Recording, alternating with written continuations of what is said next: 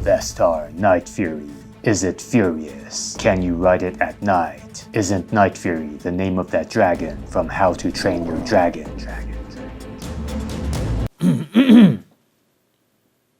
Let's begin with the deck. This board has a very flexy deck. For me, at 70 kilograms, at least at first, I felt like this deck was way too flexy for me, but after riding it for a couple of hours, it's actually not that bad. There are definitely some pros and cons to having a deck that is this flexy. You know, sometimes you don't want to bounce around so much. It's actually kind of fun having a deck that is this flexy. For example, when you need to de-weight yourself, meaning you need to like kind of jump a little bit to go over a bump, it takes very, very little effort to de-weight yourself. I think for people who are heavier, this really might be too flexy. I mean, it kind of depends on where you put your feet. If you put your feet farther apart, then it doesn't really matter too much. But if your feet are closer together, you're gonna feel the bounce a lot more. So just something to keep in mind. And if you already know that you like having a very flexy deck, well, this is a very flexy deck. By the way, the shape of this deck is basically a copy of the Loaded Vanguard. Like if you thought other decks look like the Loaded Vanguard, this one really looks like the Loaded Vanguard.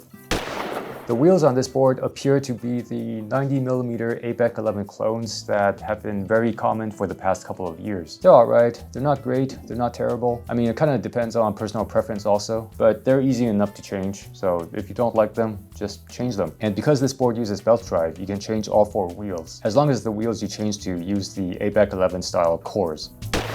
The trucks on this board appear to be clones of the Randall R2. I'm not too familiar with Randall trucks. In fact, I didn't know if these are clones of Randall trucks until I asked Carl, but they seem to be alright. I haven't spent enough time with these trucks to be able to say whether I like them or not. I'm out here right now with the Vestar Night Fury and also the Walgo 3X. I'm using the same bushings for both of them. The trucks on the Walgo definitely feel better. When I compare them side by side, the Vestar, the trucks, it feels like there's noticeably more slop.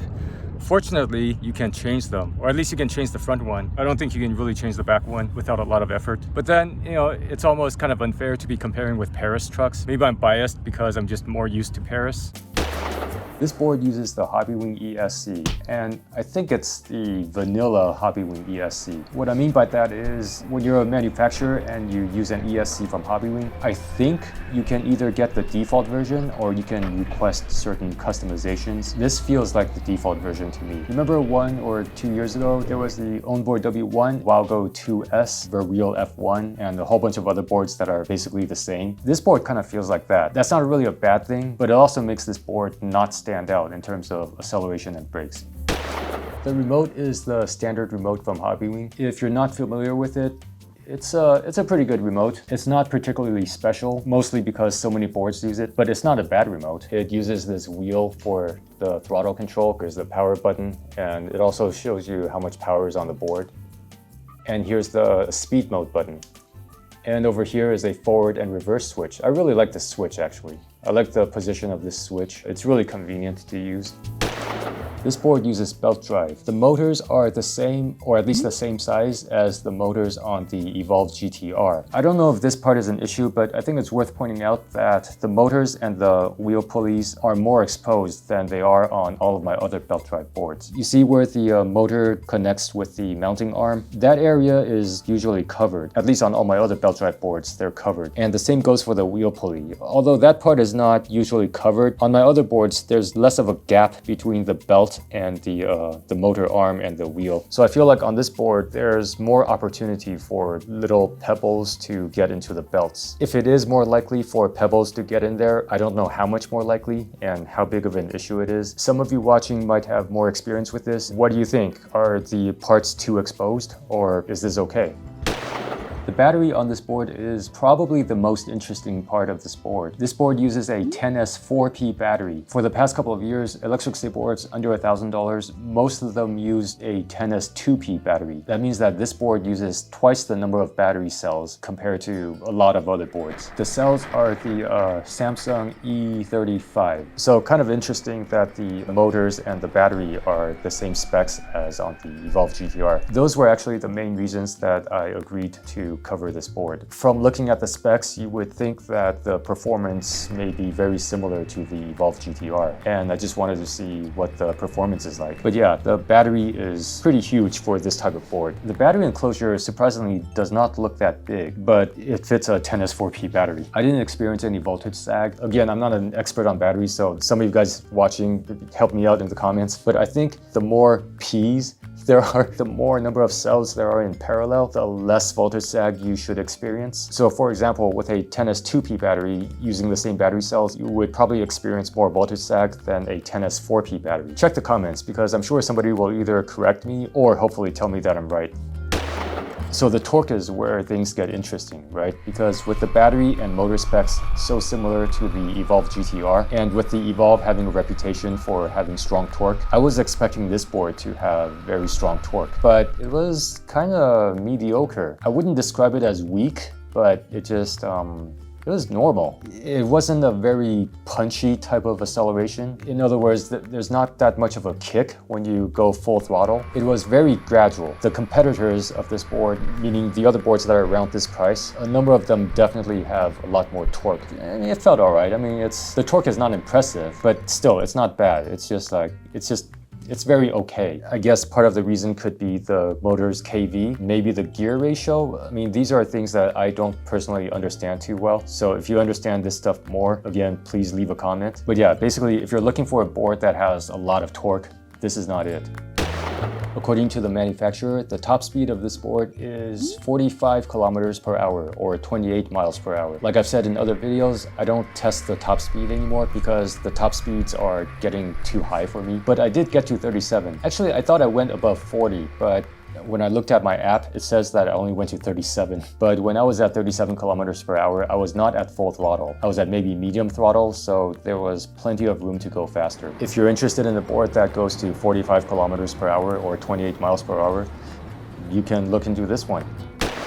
Just like the acceleration, the brakes were not very impressive. They're just okay. They felt kind of soft. I think it felt soft because the ramp up of braking strength is just too gradual, at least for me. For me, it was too gradual. So when you're at a very low speed and you try to brake hard, it just feels like the brakes are really weak. But when you're at a higher speed, this is difficult to describe. It's like, okay, if you try to slam on the brakes, then the brakes feel kind of weak because it doesn't brake hard as soon as you would expect. But if you're braking more gradually, then it feels fine, because then the speed at which the brakes become stronger matches how you're braking. Does that make sense? It's kind of hard to describe, but basically the brakes don't feel that strong to me. So this was why I said earlier that I think the ESC is using like the vanilla Hobbywing ESC settings. So the acceleration and brakes aren't exactly bad. They're just not that impressive. A good number of other boards today have quite impressive acceleration and impressive brakes. This board, like those things just felt very mediocre to me.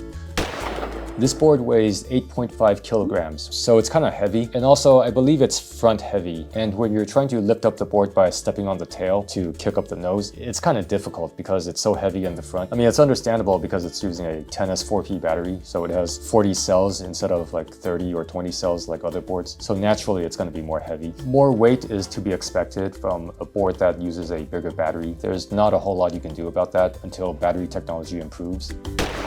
This board uses two enclosures that are sealed using this foam type of thing. The deck is very flexy, so generally speaking, with a flexy deck, there's more likelihood of water getting in. But I don't know how the batteries are sealed inside, and the ESC also. So it might be very water resistant. I don't know, I'm really not sure. But like most other boards, I would recommend against riding this in the rain. Not so much because of water resistance, but because it gets very slippery when you ride on wet surfaces. As you can see by how dirty this board is, I've ridden this through puddles and wet roads. Very slowly though. I slow down a lot when I go through a wet road. Basically, I slow down to a speed where I know that I can run off the board and not fall over.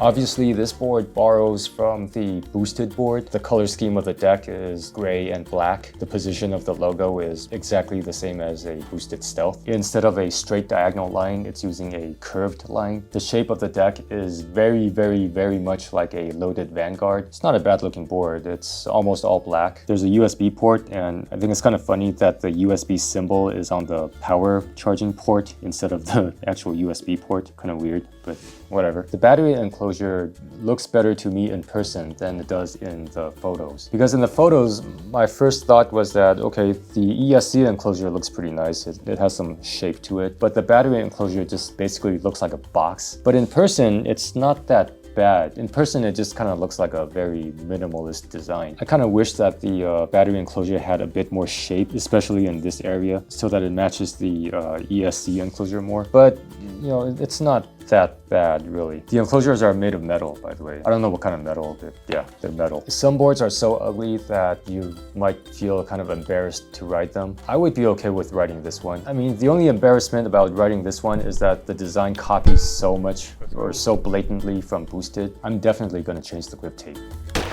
I think the best thing about this board is the range. I got about 40 kilometers on this board from a fully charged battery until the speed suddenly dropped a lot and the battery indicator showed a single blinking light. For the first 1/3 of my ride, I was riding kind of slow because I was in the city and there was a lot of traffic. In the middle 1/3, I was riding faster, like 30, 35, 37 kilometers per hour. And for the final third, I was riding pretty slow again, like around 20, 25. Maybe slower. I did notice that for the first 1/3 of my ride, the battery went down very slowly. And for the middle third, where I was riding faster, the battery did go down more quickly. So it really depends on how you're riding. If you're riding slower, you'll get more range. If you're riding faster, you'll get less range. If you're heavier, you'll get less range. If you're lighter, you'll get more range. If you're on a very smooth surface, you'll get more range. If you're on a rough surface, you'll get less range. If you're on an incline, you'll get less range. A lot of things can affect the range. I was riding in 23-degree weather, and by the time I finished, I think it dropped down to 20 degrees. My weight with everything I was carrying was 72 kilograms. By the way, this is the only board I've been on where I hit 40 kilometers on one charge. Now let me give you some thoughts.